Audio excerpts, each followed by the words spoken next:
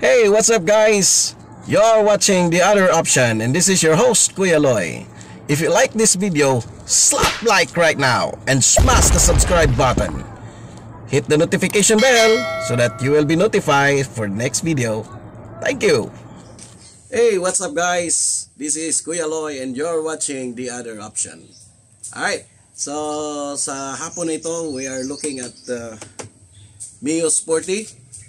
Alright, so ito po iba-vlog natin ngayon.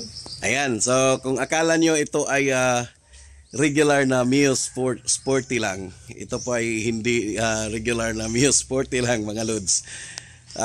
Ito ay tawag natin dito ay modified Mio Sporty. Ayan, so minumodify natin to. So walang taga-hawak ng camera, wala tayong cameraman, so tayo lang panoorin natin kung ano ang ni-modify ko dito. Alright, so mga ka-options, ito na. Tingnan natin. So kung mapapansin nyo dito, meron tayong wire dito. Ito ay switch. Itong uunahin natin. Ayan. So yan po. Ito po ay switch. Yan, domino. Double action o yan. Okay. So merong switch dito sa taas and then off, meron din dito sa baba. Ito ay kinabit natin sa mini driving light. Bagamat kung napapansin natin parang walang mini driving light na na ikabit, di ba? Oh. Parang stocks lang. So pansin natin yan, parang saan yung mini driving light natin? Alright, ito po. So ito ay meron po ditong bulb dati. Ayan, yung stocks niya na bulb, tinanggal natin magkabilaan. Ayan o. So ayan, kung nakita nyo, yan o ay mini driving lights na. Ayan. So tinanggal natin yung stocks na bumbilya niya, yung dalawa magkabilaan, at binutasan natin ng malaki, and then yon, diyan natin pinasok yung mini driving light. Hindi katulad nung iba na nagkakabit sila ng frame dito. Ayan. So nagkakabit sila ng frame dito at nilalagyan ng mini driving lights. So nakikita dito yung banda rito. Banda rito yung driving lights magkabilaan. So dito nila inilagay. So sa atin, yung stocks na bulb dyan, tinanggal natin, and then binutasan natin malaki ng malaki hanggang magkasya yung mini driving light. So ayan po. So parang walang nangyari. Di ba? So kasi pagka meron dito, very very glaring doon sa mga traffic enforcer, sa highway patrol, nakikita lalo nung paggabi. So kung araw, kahit hindi umiilaw yung driving lights mo dahil sa umaga, pero nakikita naman dito. So pwede ka masita ng yung ibang enforcer dyan. So dito wala, andito siya sa loob. So stuck siya, hindi siya pwede galaw. Hindi mapagkamala na ginalaw natin yung motor. Hindi tayo ma-charge ng illegal installation sa motor. So ito lang po, meron to. Pero may batas o dyan na nagsasaad sa LTO, may bagong batas dyan na pwede tayo magkabit. Bawal yung halogen light, pero pwede yung mini driving light. Hindi lalampas sa 4 na installation. Hindi lalampas sa 4 na ilaw ang pwede. Merong batas dyan. And then hindi pwede dito sa ibabaw, sa taas ng handlebars. Yung provision sa batas ay below the handlebars yung ikakabit natin na additional lights. So ito below, hindi siya bawal, and then plus parang stocks lang din siya kasi nandun siya sa loob. Talagang yan, may ilaw talaga dyan. So dyan natin nilagay yung driving light. So yon, ito yung switch niya. Okay, subukan natin. Switch natin yung susi. Ayan, hindi natin makita kasi maliwanag. Pero naka-on na yan. So naka-switch on yan, and then pag on natin, ito ay driving light. Dito sa baba, ito yung lead light. Mali. Sa baba ay lead light and then ito yung driving light. Okay? So naka driving light tayo, yung kulay parang kulay dilaw. Ayan siya. So ayan siya mga brad. Ayan, umiilaw. Switch natin doon sa lead light. Ayan. Alright. Yan, umiilaw yung lead light natin. Ayan, di ba? Ayos ba mga brad? Kasi dalawa yung driving lights may lead at saka yung parang halogen. Yeah, pero hindi naman talaga yan halogen. Okay, so driving light ang tawag dyan. So hindi siya bawal. Okay? Ayan, so ipapakita ko sa inyo ano pang nilagay natin dito, modified. Nakikita nyo to? Ayan, fingerprint to yan. Ayan o. So fingerprint yan. So yung motor natin ngayon, kahit naiwan natin yung susi, halimbawa, accidentally naiwan natin yung susi dito. So nandyan lang yung susi. Pero nakapatay naman yung makina, hindi po siya mananakaw. Yan. Kasi hindi po yan naandar. So titingnan natin. Switch on natin. Yan. Switch on natin. So hindi po siya aandar. Kahit anong gagawin natin dyan. Hindi po yan naandar. Yan. Pero pag na-register natin yung fingerprint, yan. So doon pa siya aandar.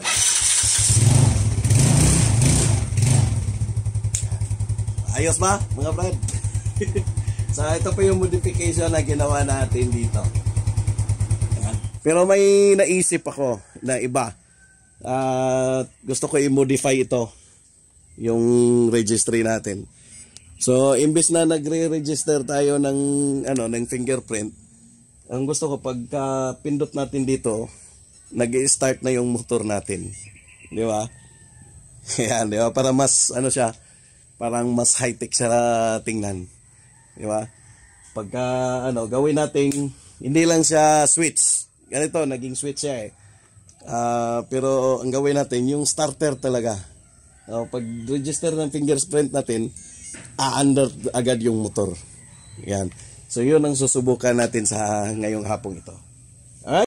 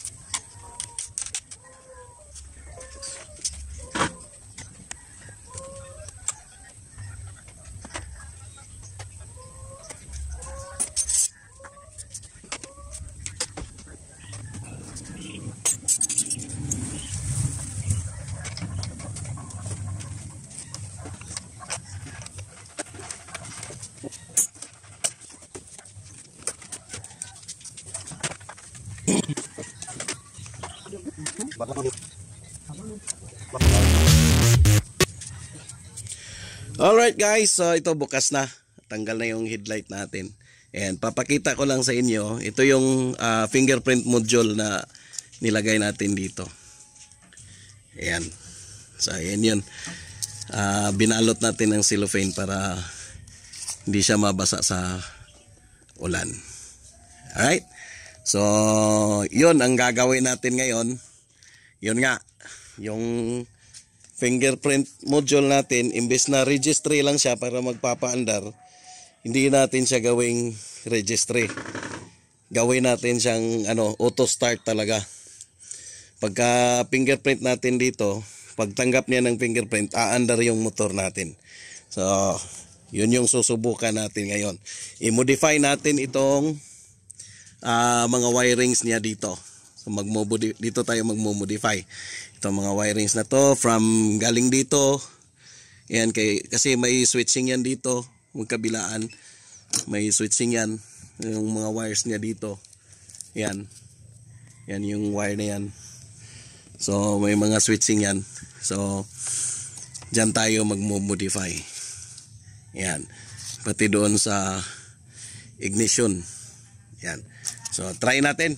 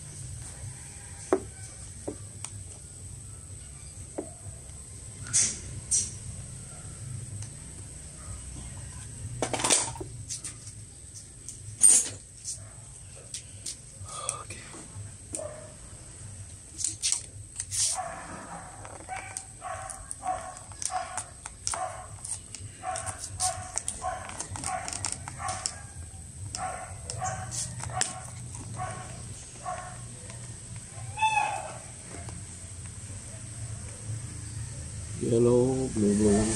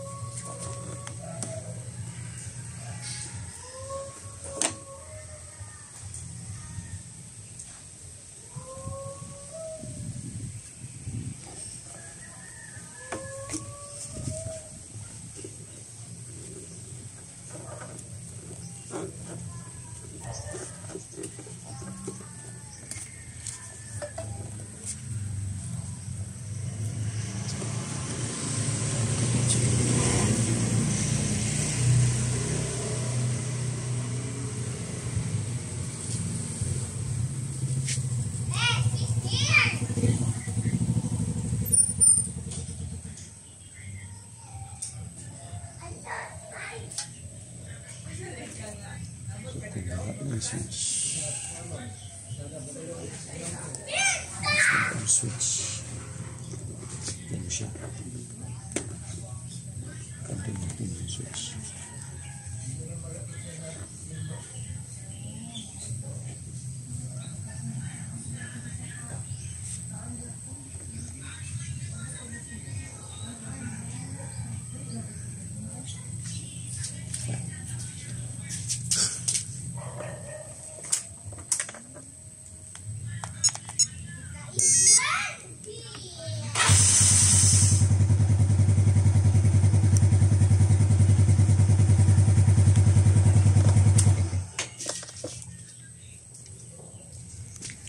So ayan guys, kinondem na natin tong switch ng yung electro switch natin.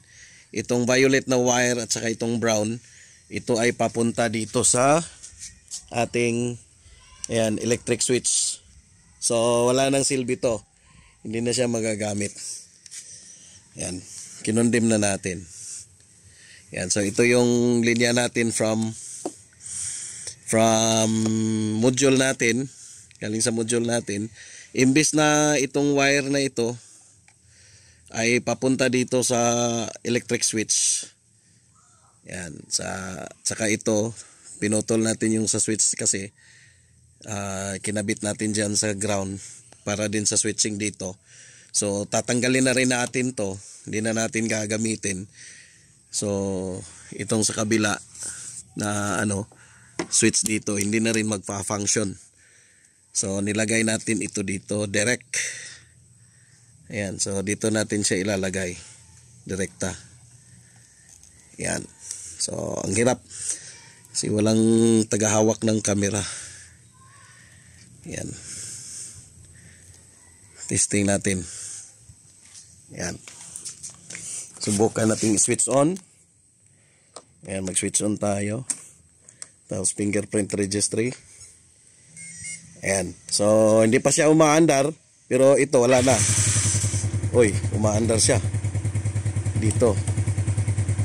Okay, dapat tanggalin natin to. Pag pindot natin dito, wala na siya. Tatanggalin natin yan. Alright, so may progress tayo.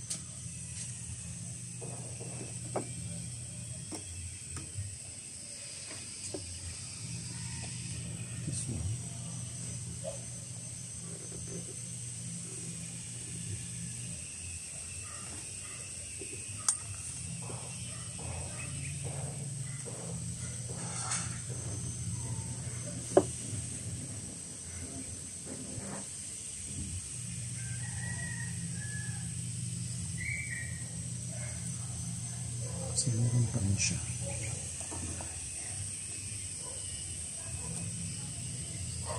Patuloy natin ang tulungan.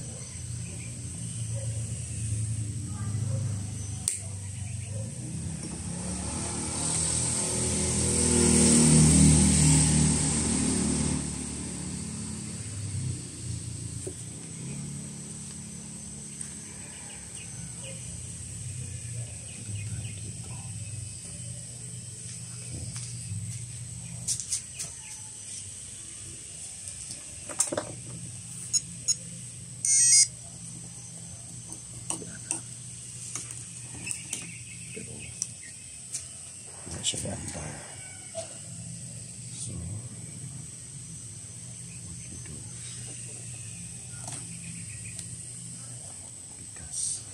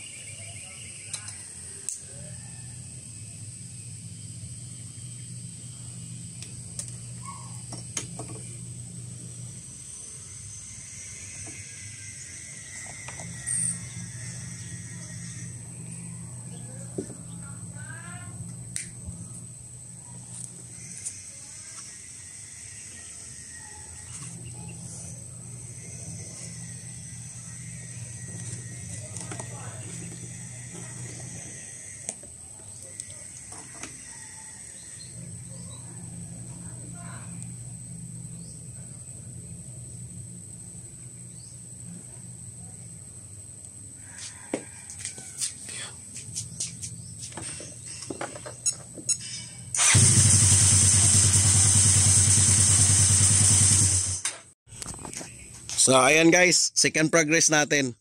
So tuluyan natin kinat lahat. Ito at saka yung dito, yung connection niya, yung dito sa switch ng brake switch. So may brake pa rin yan. Gumagana pa rin yung brake kasi ito yung switching lang ng electric start.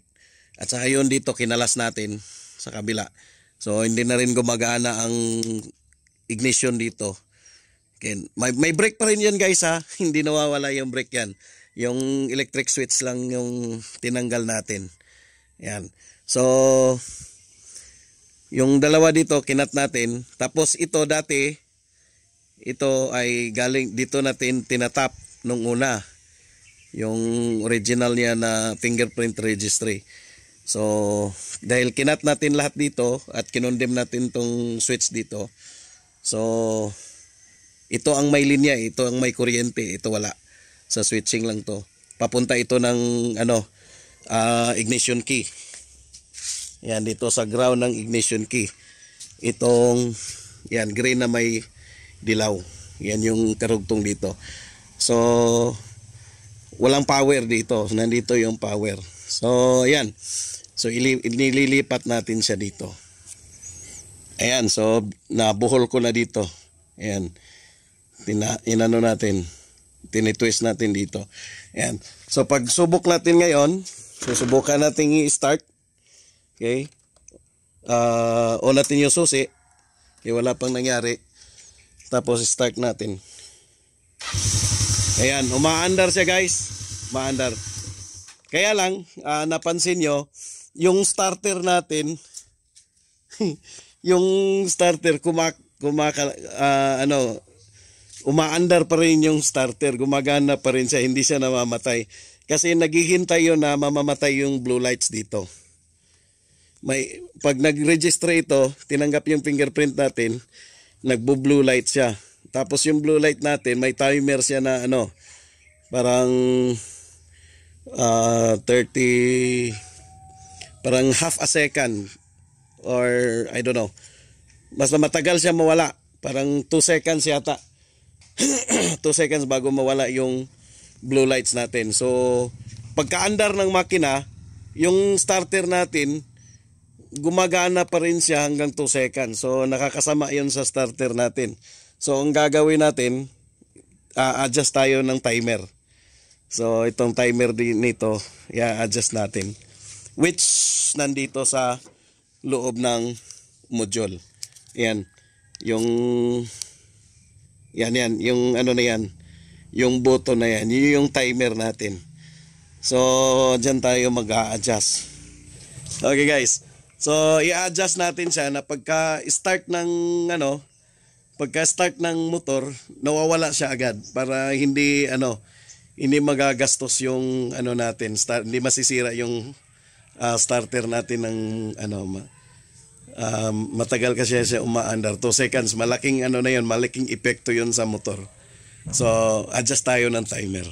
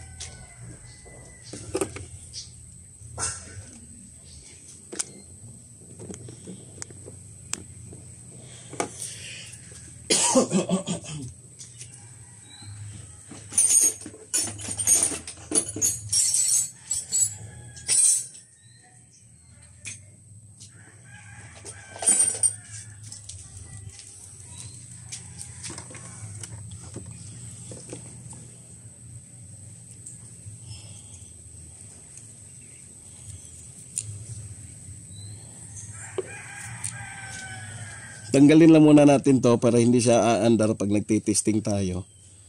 Ayan. Tapos adjust tayo guys. Ito yung timer natin, adjuster. So mag-adjust tayo dito. Alright.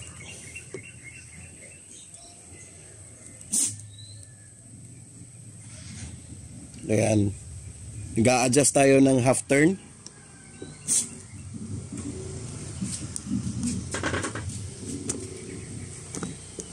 Tapos titesting. Ayan. Tapos titesting tayo dito guys. Titesting tayo. On natin yung susi. Ayan. Hindi pa yan naaandar. Tinitingnan lang natin itong blue lights kung gaano siya katagal mawala. Ayan, so parang may ilang seconds bago siya nawala. Adjust tayo ulit.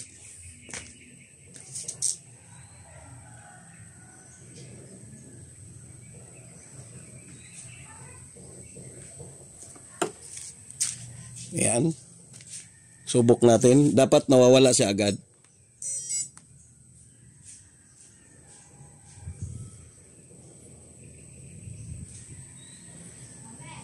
Parang lalong tumatagal guys. Parang tumataas yung oras. Balik natin. Counterclockwise tayo. Counterclockwise tayo. Parang mas lalong tumatagal yung oras.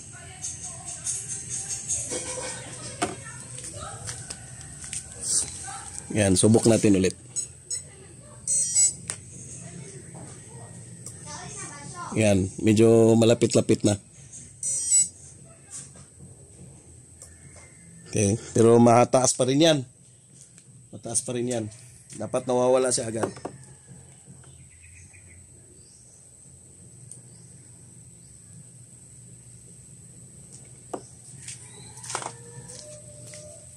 Okay, try natin ulit. Yun. Ayun, nawawala siya agad. Yan. So, try natin. Kabit natin ulit itong linya natin. Ayan. So, itong linya na to, kabit natin dito ulit.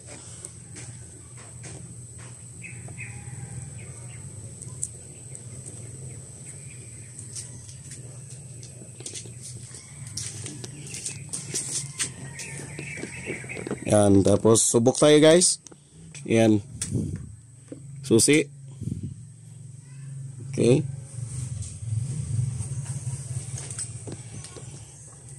Ayan, subok tayo ulit guys. On natin yung susi. Ayan. Tapos, switch natin. Yun! Alright! Ayos! Ayos! On natin ulit. Yun! Nawawala agad. Nawawala agad yung blue light. So, hindi masisira yung natin. Starter natin. Testing ulit. Testing tayo ulit ha. Yon. Okay na guys. Double thumbs up. Yan. Yung fingerprint starter na yung motor natin.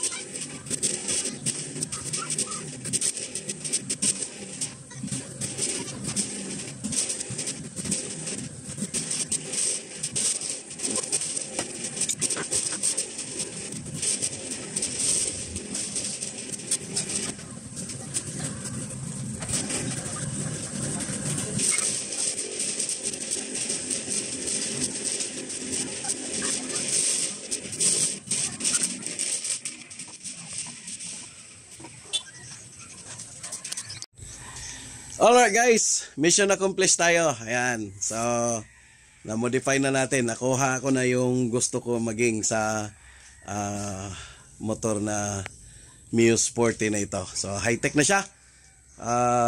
Fingerprint starter na. Ayan. So, testingin natin. So, ayan guys. Naibalik na natin lahat. Pati side mirror. Ayan. So, itong brake lever natin, wala na siyang function para sa electro switch. Ayan. Magkabilaan.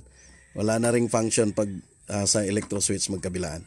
Kasi usually, pagka on mo ng susi, ayan, tapos pindot ka ng squeeze mo itong brake lever, tapos pindot ka ng electro switch. Ayan. So, ngayon, wala nang mangyari.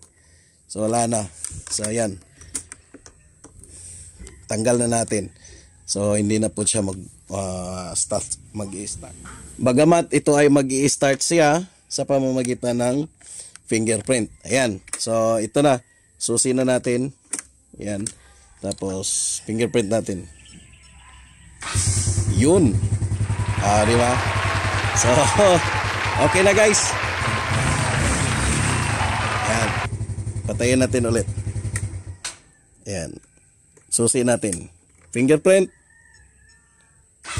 Ayan. So, fingerprint start na siya. Alright. So, alright guys. Thank you so much for watching. This is Kuya Loy.